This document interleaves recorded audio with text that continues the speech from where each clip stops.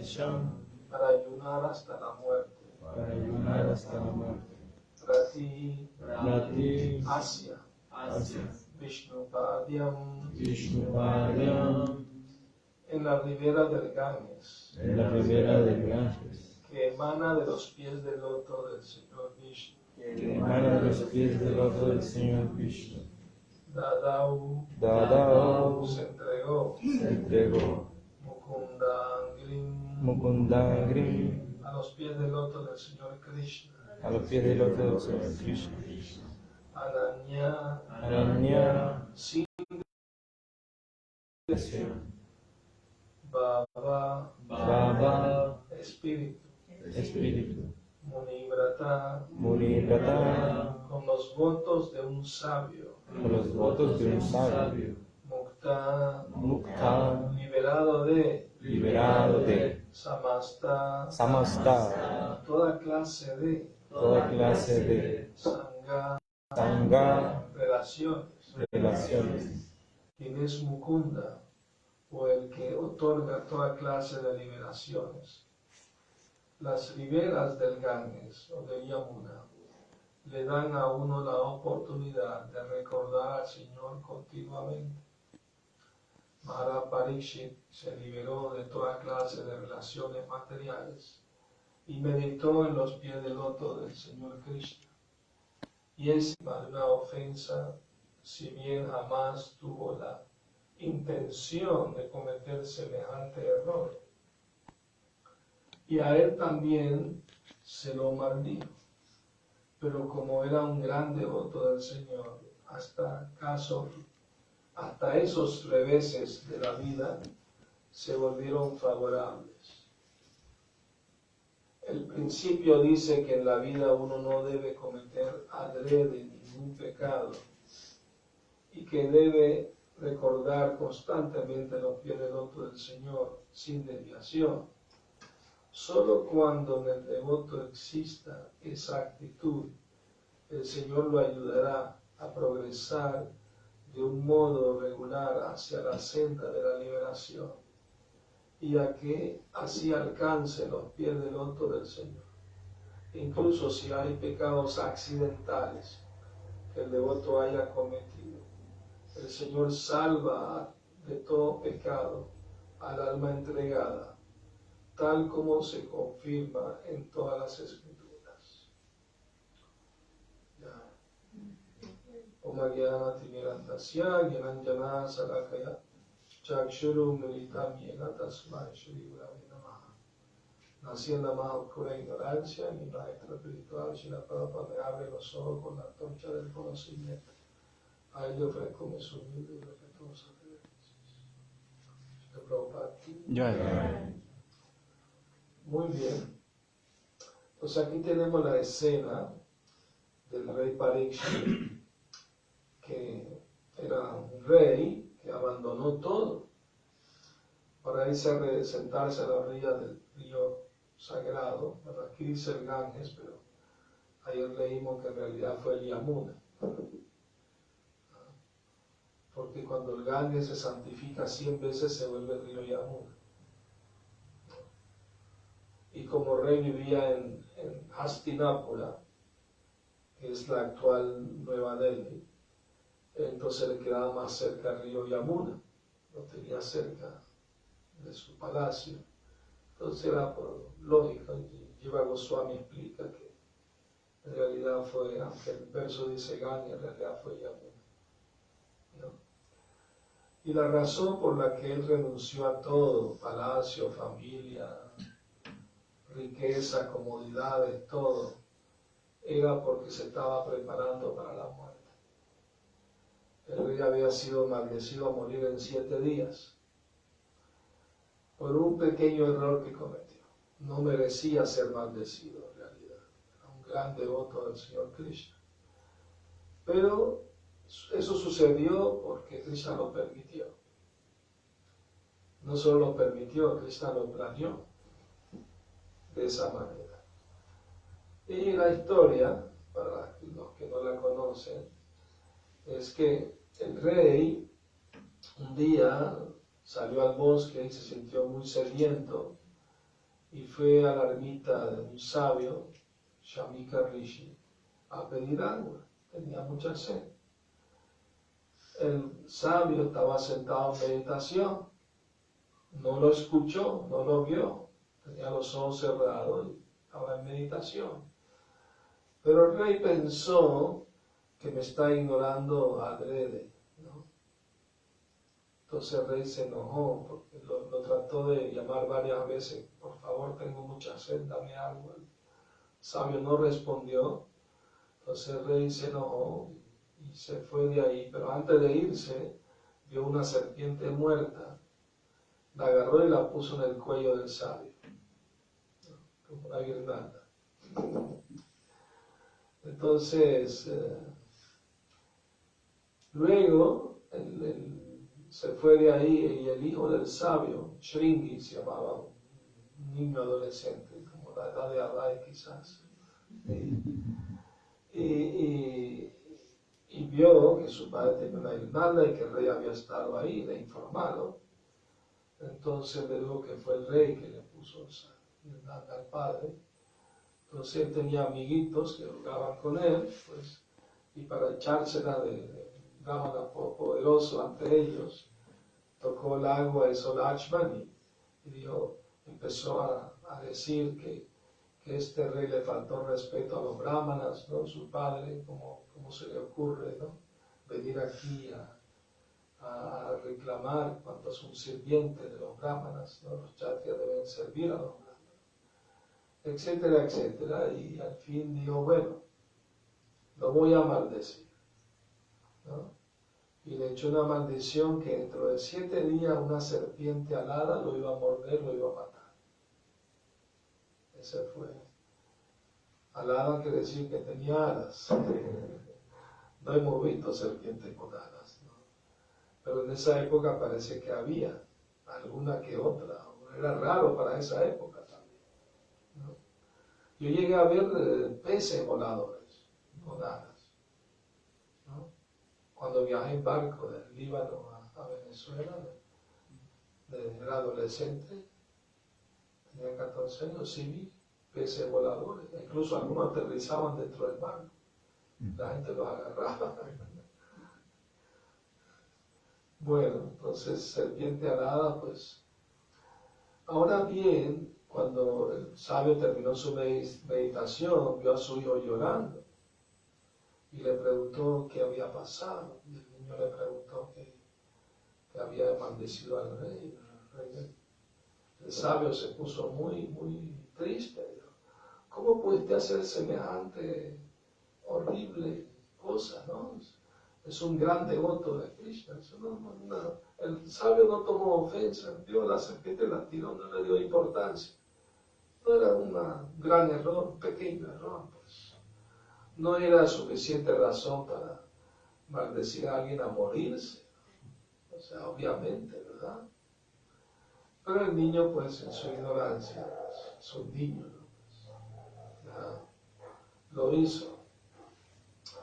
Ahora bien, recordemos el pasatiempo de que el rey, él siempre salía a ver cómo estaba su reino. Y en una de esas vio a un Shudra vestido de rey y golpeando a una vaca. Entonces él ya sacó su espada para matarlo. En su reino estaba prohibido agredir a nadie, incluso los animales, y que hablar de una vaca, que es como una madre, ¿no? Da la leche, ¿no? ¿Entiendes? Entonces todo el mundo necesita de niño, por lo menos, la leche de la vaca para crecer bien, ¿no? Y Prabhupada dice en el Bhagavatam que no solamente para la salud física, sino que la leche es importante para desarrollar tejidos finos del cerebro, para la comprensión espiritual, ¿verdad? Entonces es importante. Entonces el rey, pues, tiene el deber de proteger a todos los ciudadanos, y no solamente los humanos son ciudadanos, los animales que nacen en el Estado también merecen la protección del rey, ¿no? Entonces, el rey iba a castigar, pero ese Sudra no era otro que la personificación de Kali Yuga, de la era actual. Y cuando sacó su espada y lo iba a matar, él cayó a los pies del rey pidiendo clemencia. Cuando un enemigo se rinde y pide perdón, no se le puede matar, según las reglas védicas. Hay que perdonarle la vida. Una persona desarmada y rendida no se debe matar. Entonces el rey le perdonó la vida y inmediatamente supo que no era cualquier persona, era el Kali mismo, ¿no? Entonces el Kali le dijo, bueno, yo también soy tu súbdito, pues me tienes que dar dónde puedo yo vivir en tu reino, ¿no? Y el rey le dijo, bueno, puedes vivir donde hay prostíbulos,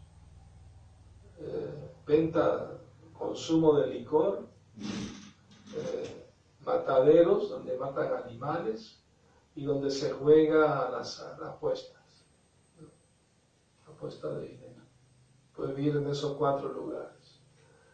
Pero el rey era tan estricto, aunque Kali Yuga había empezado, el rey era tan estricto que en su reino no permitía ninguna de esas actividades. No existía, así de simple. Entonces Kali, muy astuto, le dijo al rey, bueno, está bien, pero me puedes dar un lugar más donde yo puedo residir, aparte de esos 4. Y el rey dijo, bueno, está bien, puedes residir donde hay oro. Donde hay oro puedes residir allí.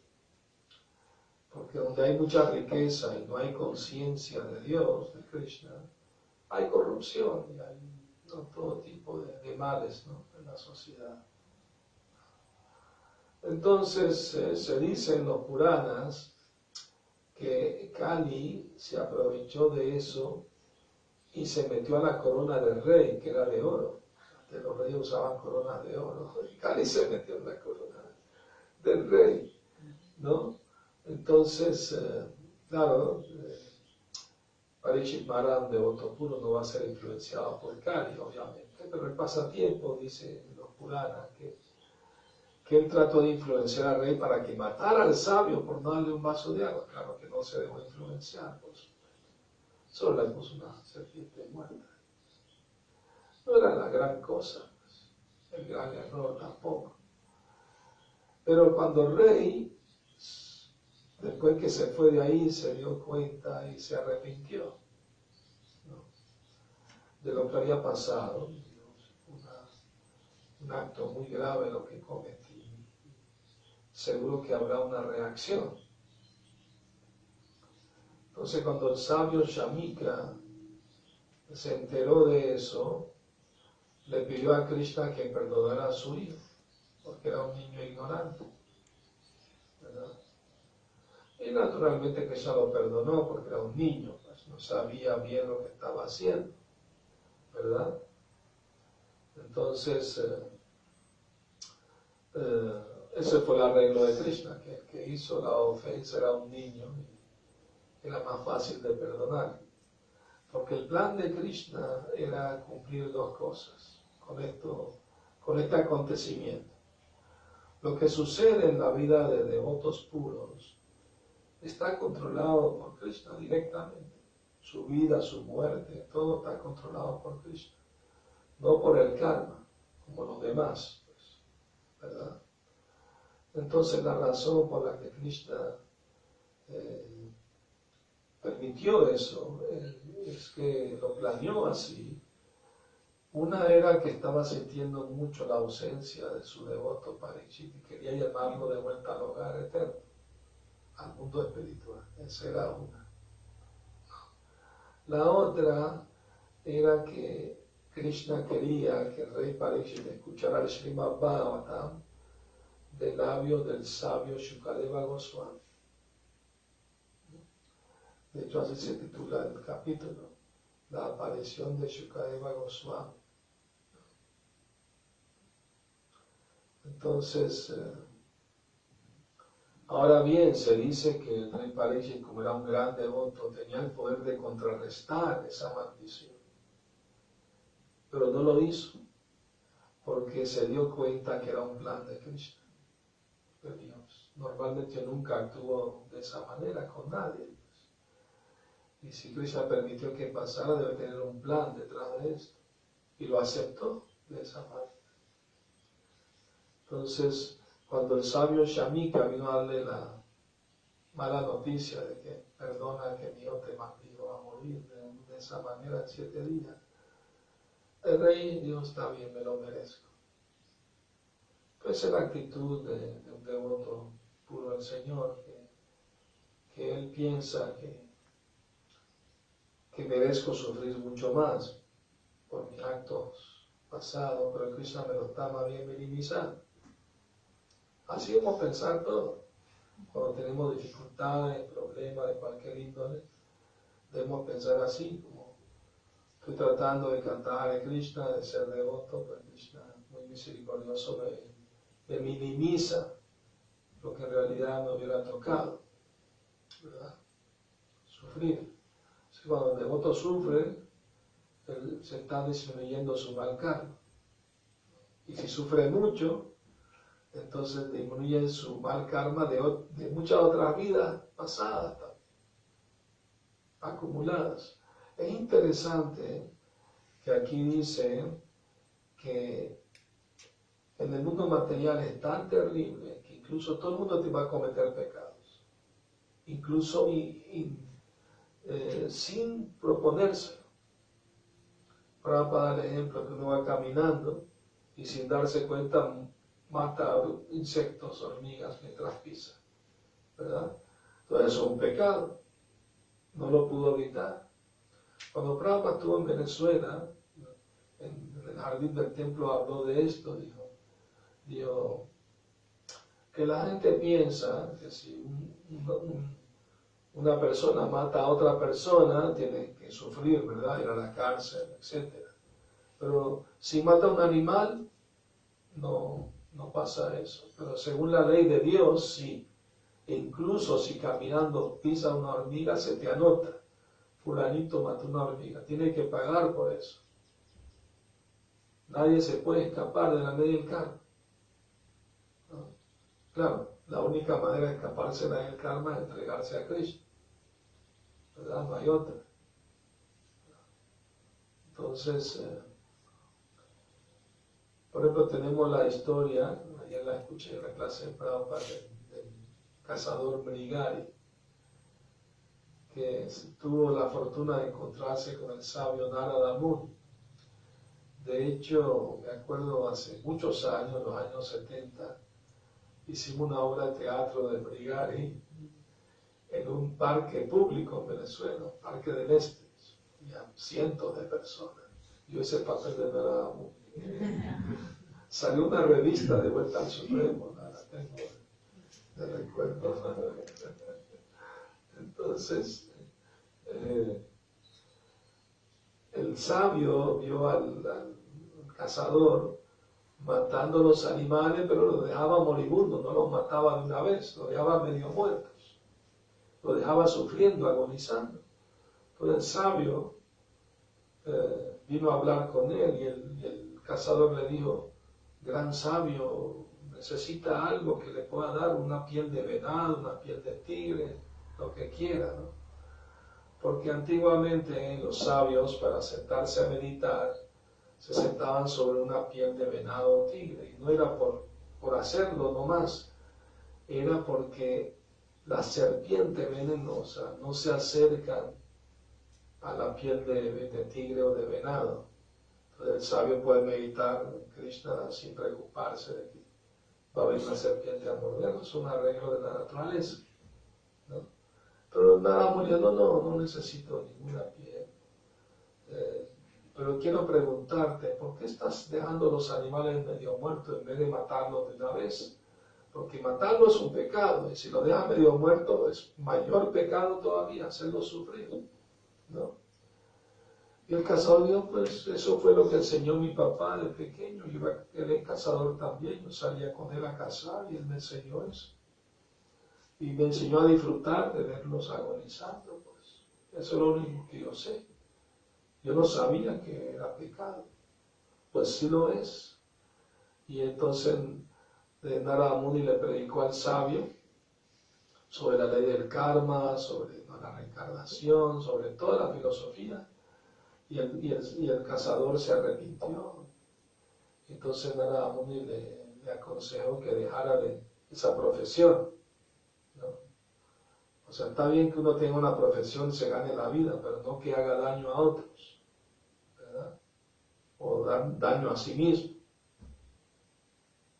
Entonces, toda esa mala costumbre que hay en día hoy, ¿no? De comer carne, de tomar licor, drogas, ¿no? Eso es dañino. Tú tomas licor, tomas droga, te hace daño a ti mismo, pero si comes carne estás ayudando a hacer daño a otro. Es peor todavía.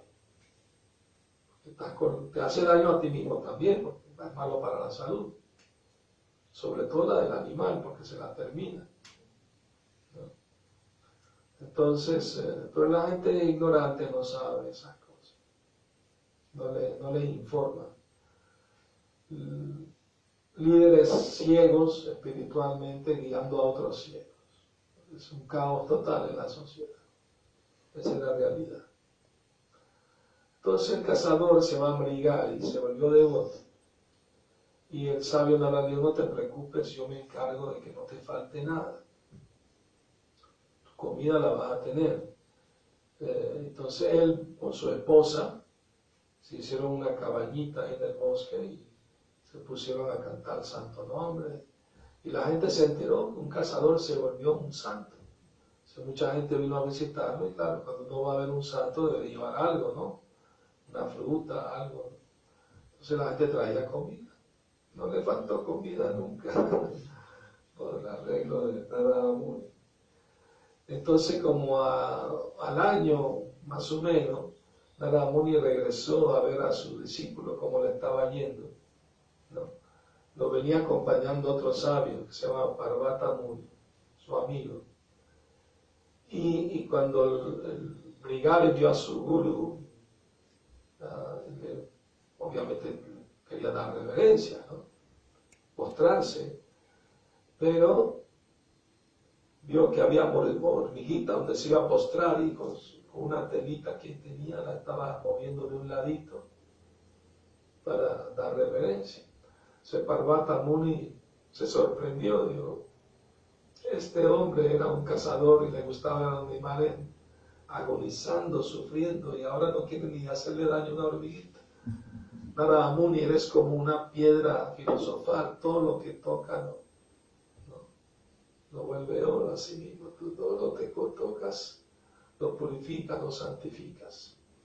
Entonces es una prueba, ¿no? de la purificación, que uno ya no quiere hacer daño a ninguna entidad viviente, ¿verdad? Entonces,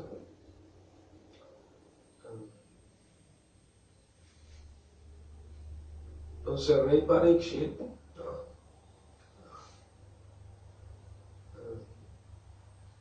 cuando escuchó la noticia, se desapegó de todo, ahí mismo. Nos enteramos, a veces la gente se entera de que tiene cáncer, se va a morir en 3 meses. Y entran en lamentación y llorando, ¿no? Y buscan disfrutar hasta el último minuto, ¿no? Hasta hacen películas, ¿no? Lista, tengo que satisfacer todos estos deseos antes de morirme, quiero ir a Hawái, quiero esto, quiero lo otro, ¿no? Hacen toda una lista que quieren cumplir antes de morirse. Pero no piensan qué va a pasar después de la muerte. Hay que prepararse para eso, hay vida después de la muerte. ¿Qué va a suceder? Ese es el problema, la gente no sabe. Puro especula, ¿no? Si tú le preguntas a la gente en la calle, ¿te mueres dónde vas a ir? Pues para el cielo. Y cuando no piensan que se portaron muy bien, pero por lo menos al purgatorio, ahí pago mi pecado, después voy para el cielo, derechito. No funciona de esa manera. No funciona de esa manera. ¿No? Ayer me preguntaron unos devotos que cuánto tiempo pasa después que el alma abandona el cuerpo para tomar otro cuerpo. Y no es igual en todos los casos, depende del karma individual de cada persona. Y eso lo decide Paramatma, que está en el corazón. En el Bhagavad Gita, Krishna dice, Ishvara sarva bhutanam videsha arjuna tishtati, brahmayan sarva bhutani yantra rodhani mayaya. Yo estoy sentado en el corazón de todas las almas que tienen un cuerpo hecho de energía material como una máquina. Y estoy dirigiendo el vagar de las almas por Paramatma quien decide cuánto tiempo y dónde va a ir, de acuerdo a su deseo y su karma. No basta el deseo, tiene que tener karma también, para merecerlo, si quiere algo, ¿no? Mejor. Entonces, claro, para Mahaparishi estaba garantizado su regreso a Dios, ¿no? Al mundo espiritual, un gran devoto. Desde niño se apegó a Krishna porque vio cómo Krishna lo protegió de un arma que había sido lanzada para matarlo, aún estando en el vientre. Ashwatthama lanzó un arma, se llama Brahmastra, un arma muy poderosa, pero era dirigida solamente a la persona que quería matar, no a todo el mundo. No como la bomba atómica tirada y se muere todo el mundo. Pero no, Brahmastra se puede dirigir solo a una persona, o a muchas, como la intención con que el que canta el mantra, ¿no? Para lanzar el arma, es un arma sutil, muy poderosa. Pero Ashwatthama quería matar al último descendiente de los Pandavas y por eso lanzó el arma. Y su mamá, Uttara, sintió que iba a perder su hijo. Entonces le oró a Krishna, no importa si mi cuerpo se destruye, pero salva a mi hijo. ¿No? Entonces Krishna entró en el vientre y erradicó el arma y salvó al niño. El niño vio a Krishna en el vientre de su madre y se apegó mucho a él. Dios lo vio como su salvador, ¿no? Su protector. Entonces por eso recibió el nombre de Parikshit, el agudo observador, donde ponía el ojo veía a Krishna. No veía otra cosa. Por eso él, cuando recibió la mala noticia, la maldición, lo vio la mano de Krishna. Es un plan de Krishna. Primer desapego, ¿no? ¿Verdad? De todas maneras, todo el mundo tiene que morirse tarde o temprano. Como una vez, cuando estaba en Brindava, en la India, vinieron dos discípulos a hablar con él, la mamá y la hija, y estaban llorando las dos, porque la hija le dio cáncer y los médicos le dieron pocos meses de vida, y era joven la muchacha. Entonces la dos estaba llorando mucho, y les habló, les consoló, les dijo, mira, todo el mundo tiene que morirse. Sea ahorita o sea dentro de 20 o 50 años, pues todo el mundo se va a morir. Entonces no hay nada que lamentar cuando algo es inevitable.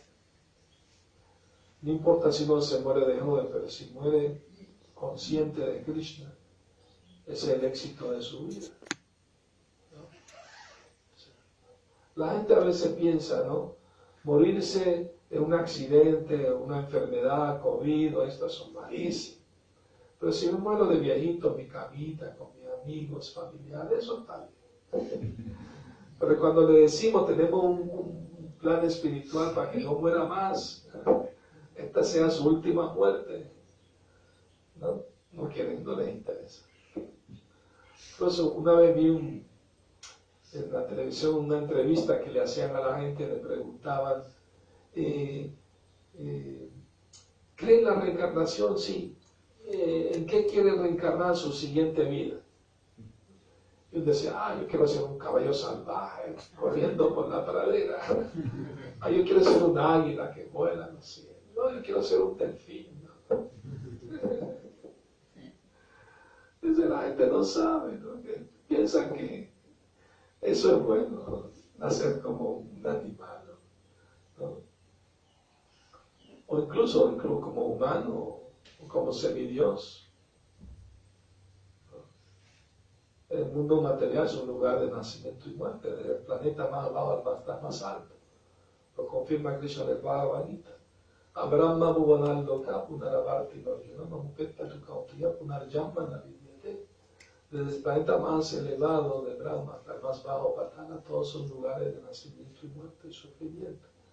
Pero aquel que viene a mí, dice Krishna, no tiene que volver a nacer más en el mundo material. Esa es la promesa de Krishna.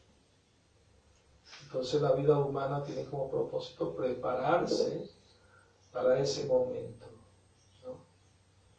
Como dice en el Bhagavad Gita 8.5, Antakale chamam eva svaram mukva kalivaram yaprayati samadbhavam yatinastyatra samshaya. Y quien quiera que al final de la vida me recuerde únicamente a mí, sin duda alguna vendrá a mí sin falta. Pero es interesante que Krishna dice, me recuerda únicamente a mí, no que me acuerdo de Krishna, pero también me acuerdo del abuelito, la abuelita, el tío, la tía, el sobrino, no, solo de mí, nada más. Pero no crean que es fácil, está bien, cuando me muero pienso en Krishna ya. No. Si uno no ha practicado en vida la conciencia de Krishna, no le será posible recordar a Krishna al momento de la muerte. No solo eso, sino que seas purificado lo suficiente como para no tener más deseos materiales que satisfacer. Porque Prabhupada incluso si tiene el deseo de comerse un chocolatito, tiene que volver a nacer para comerse el chocolatito. No está fácil, no crean.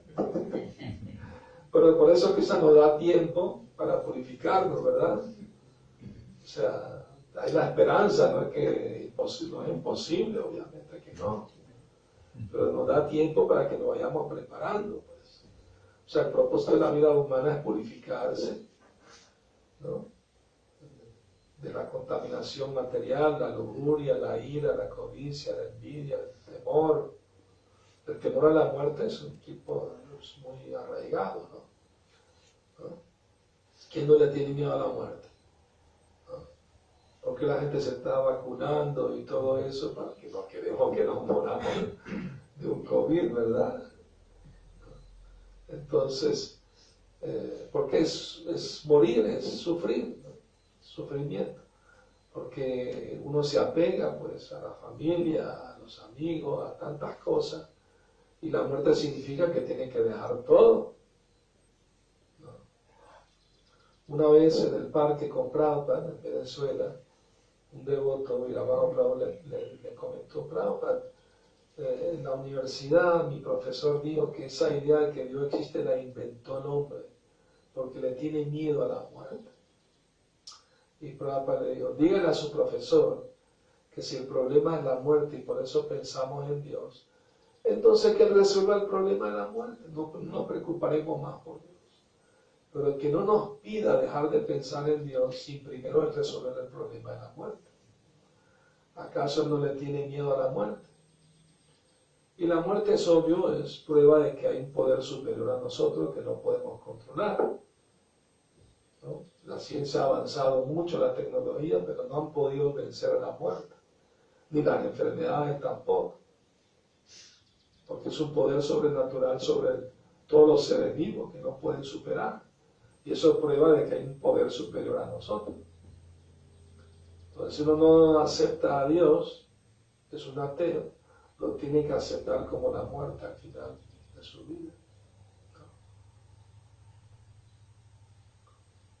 Como un chiste que escuché, que un ateo se fue de safari al África con unos amigos y se perdió ahí en la selva y de repente vio un tigre que se estaba lamiendo, mirándolo así, ¿no? Y el pobre ateo estaba muy nervioso, asustado. Dios mío, yo no creo en ti, pero si existes, haz que este tigre se vuelva un buen cristiano. El tigre dijo, gracias a Dios por matarme la comida de hoy.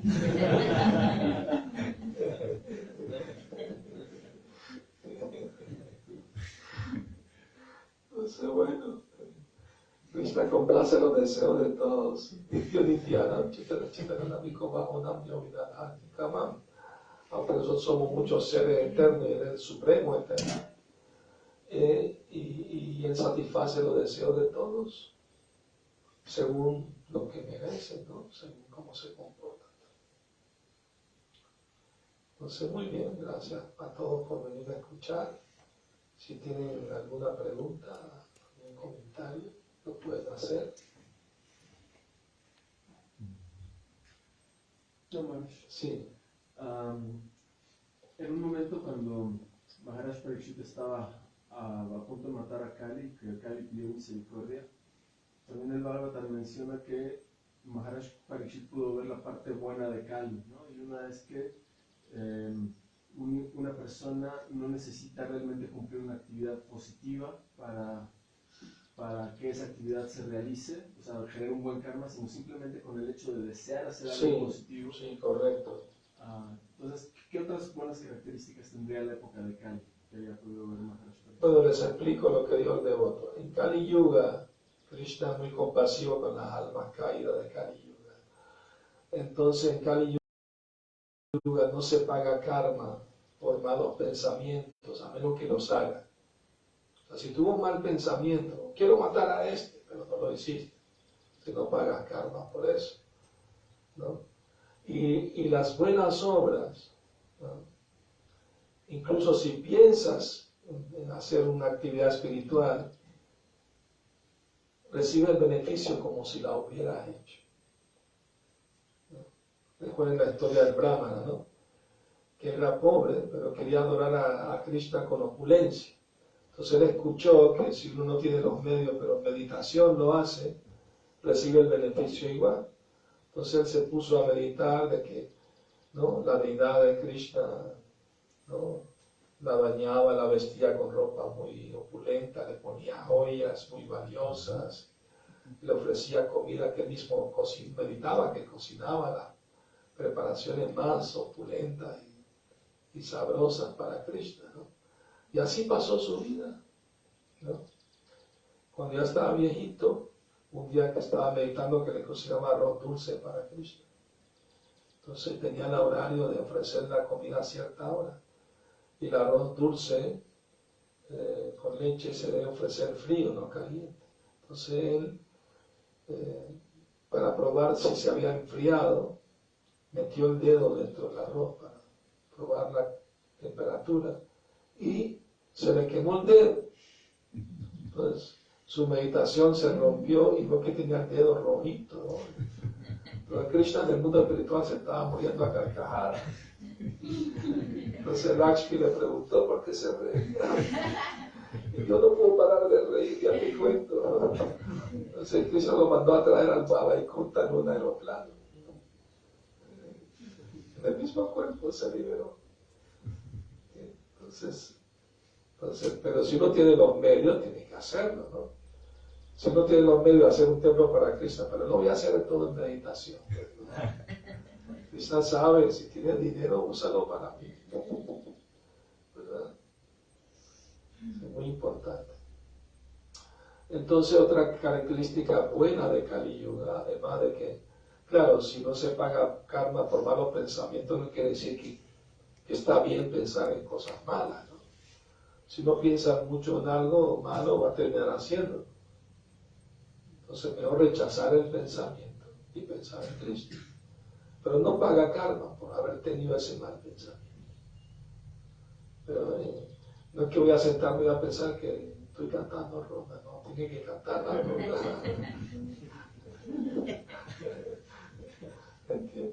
Porque en Kali Yuga es una de las mejores cualidades de Kali Yuga, que solamente por cantar el santo nombre de Krishna uno puede alcanzar todo éxito en la vida espiritual. El mismo Señor Chaitanya citó las escrituras: Hare Nama, Hare Nama, Hare Namaiva Kirvanam, Kalona Steva, Nasteva, Nasteva, Gatiranyata. Que en esta era de Kali, no hay otro método para la elevación espiritual que cantar los santos.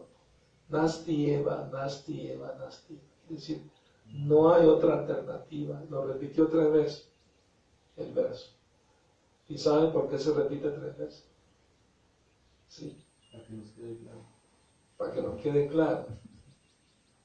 Pero hay otra razón más. Una es para los trabajadores fruitivos, con carne. Otra es para los jnani, los especuladores mentales. Y otra es para los yogis.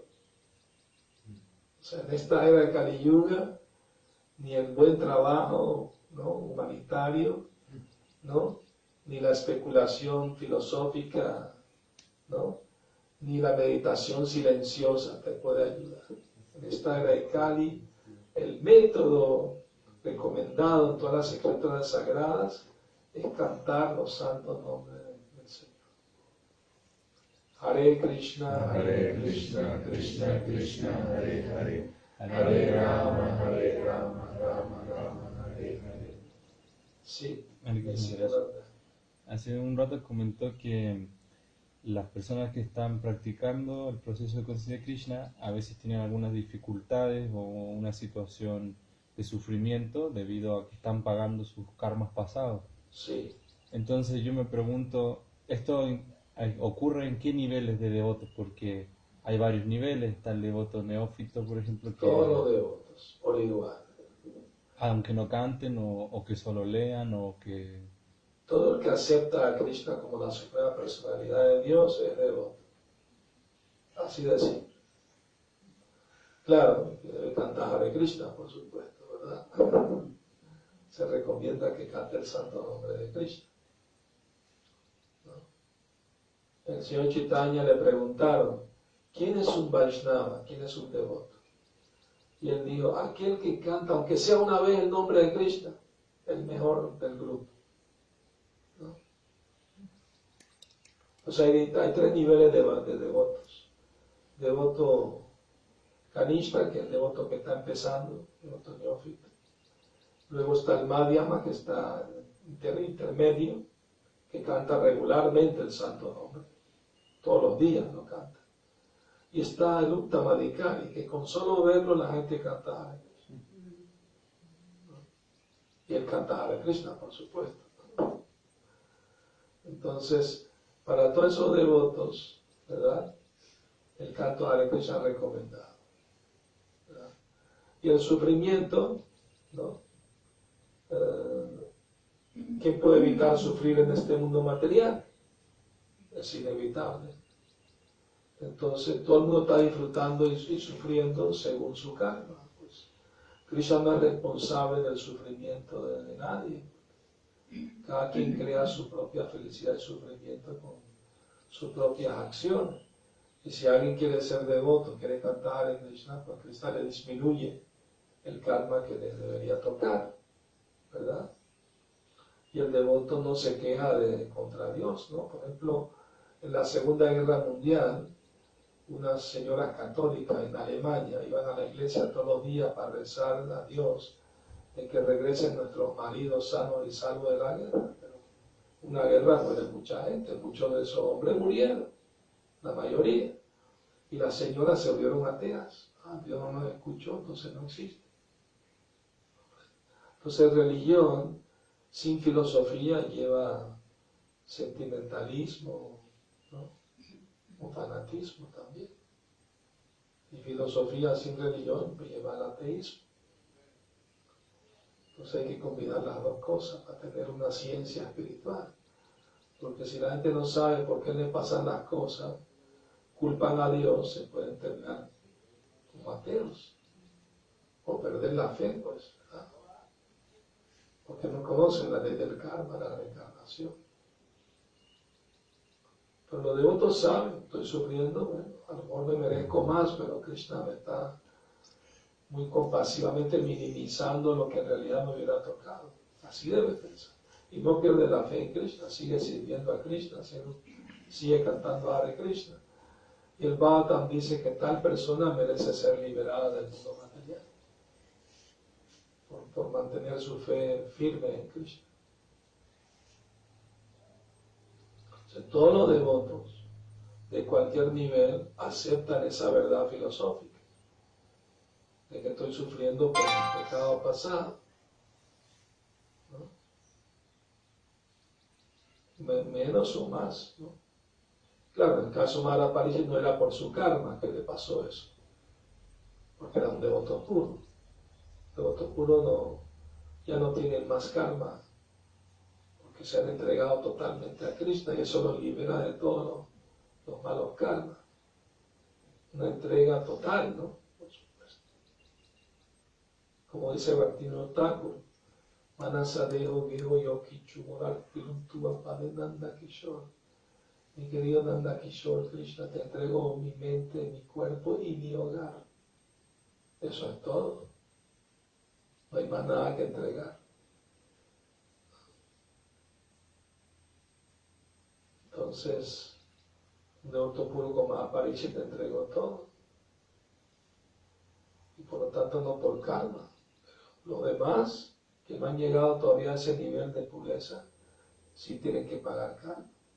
Claro, Prabhupada el ejemplo del ventilador, que cuando uno es iniciado por un maestro espiritual genuino, el gurú acepta el karma del discípulo.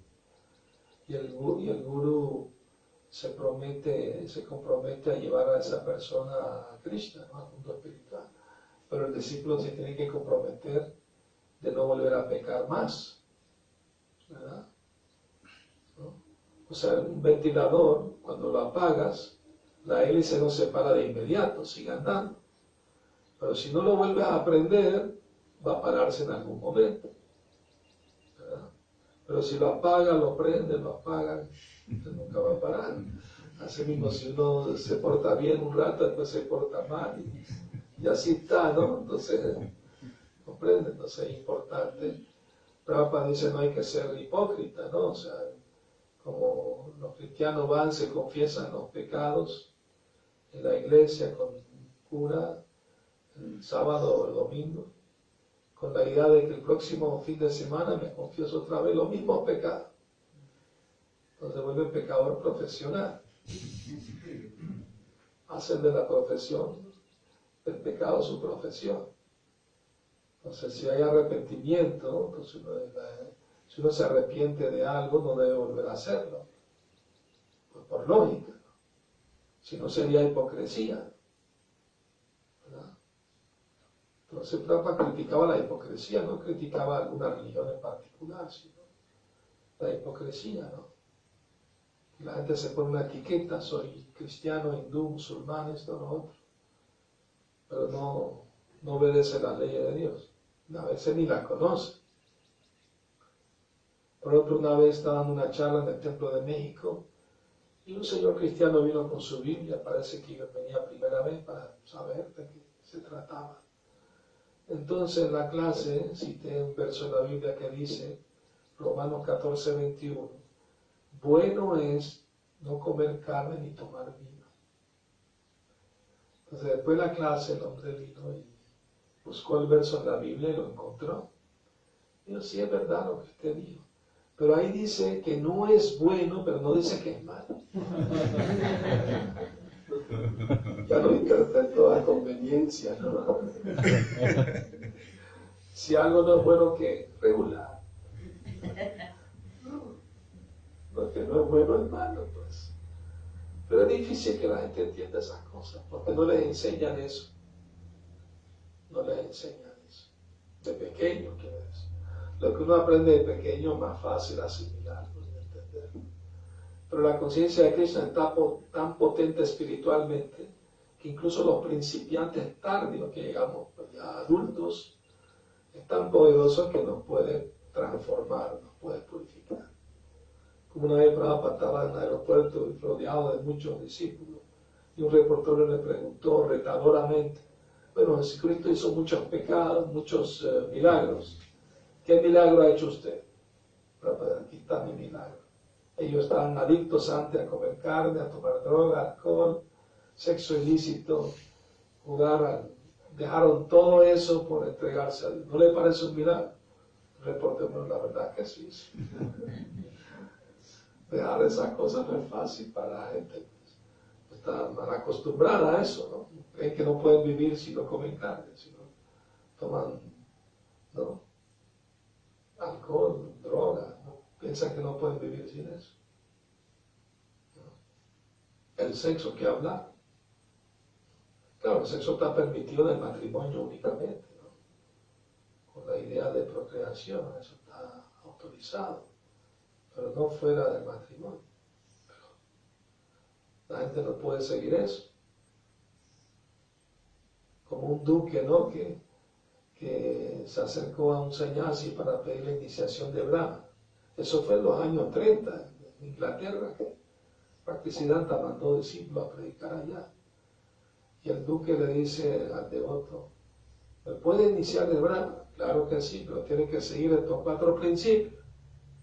No sexo ilícito, no comer carne, no juego de azar, no tomar estimulante, embriagante. Y el duque dijo, imposible.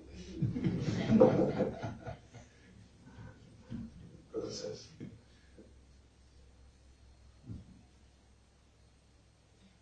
a nosotros, como ya estamos practicando conciencia Krishna, nos parece que no es tan difícil, ¿verdad? Pero la gente general es muy difícil.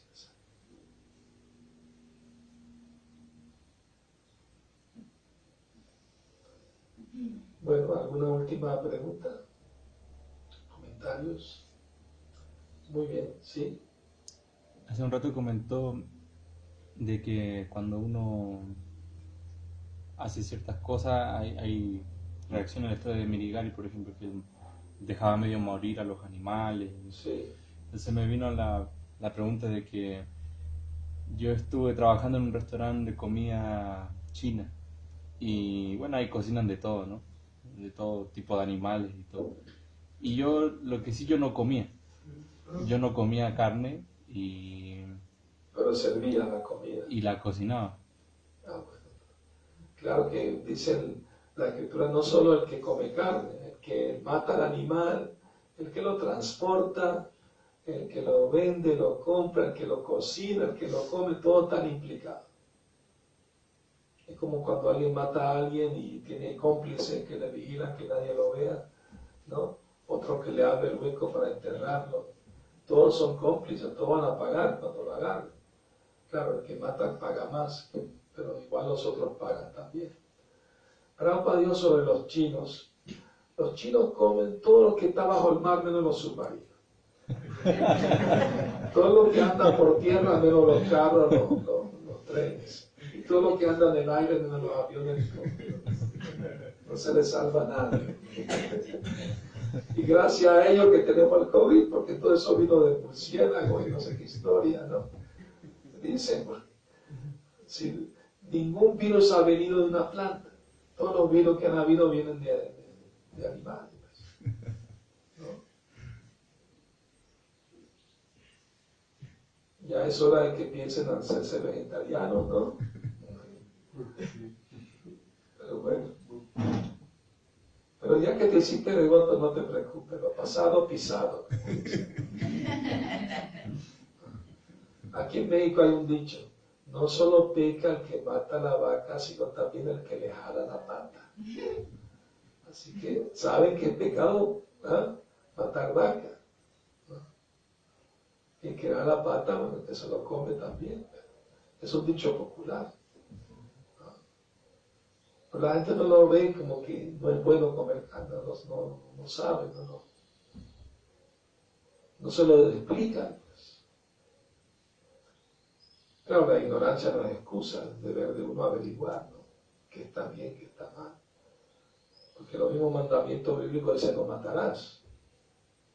Papa enfatizaba eso cuando hablaba con los cristianos.